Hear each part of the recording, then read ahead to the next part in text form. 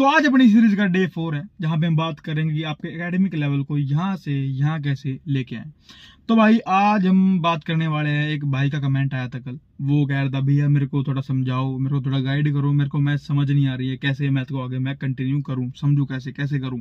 ठीक है, तो भाई पहले ही सुन लो, मैं थोड़ा रो बोलने वाला हूँ तो माइंड मत करना। और यहाँ अभी 2 केस बनेंगे। ठीक है, वो भाई जो है वो 10th में है। तो अगर आप 10th में, पहला केस तो है कि अगर आप 10th में हो और 10th के बाद मैथ को कंटिन्यू नहीं करना चाहते हो, तो इसका मतलब ये है इतने टेंशन लेने की जरूरत नहीं है। ठीक है, बस इतना पढ़ो, इतना समझो कि पास हो जाओ। अब वही बात है, आप बोलोगे भैया सवाल तो मेरा यही था ना कि भी मैं करूं कैसे।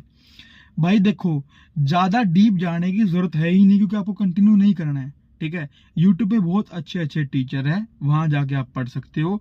वरना स्कूल में है, अगर स्कूल में समझ नहीं आ रहा है तो बड़ा सिंपल है, आपके मोहल्ले में आसपास ऐसा कोई फेमस टीचर होगा जो मैथ पढ़ाता होगा। ठीक है, तो वहां जाके ट्यूशन लगो, बस पास तक का समझ लो, इतना सब समझ जाते हैं।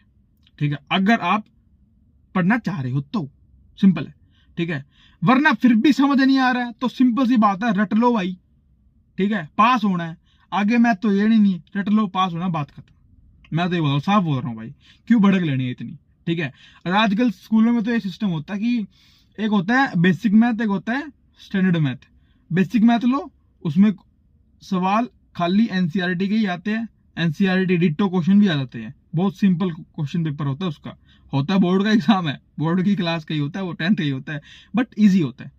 ठीक है, बेसिक अलग अलग डिवाइड कर दिया आजकल मैथ। ठीक है, वो भी खैर मैं उसके खिलाफ था पहले, पर वो सिस्टम भी अब ठीक है, जिन बच्चों का कंटिन्यू नहीं करनी है मैं तो इतना भड़क क्यों ले।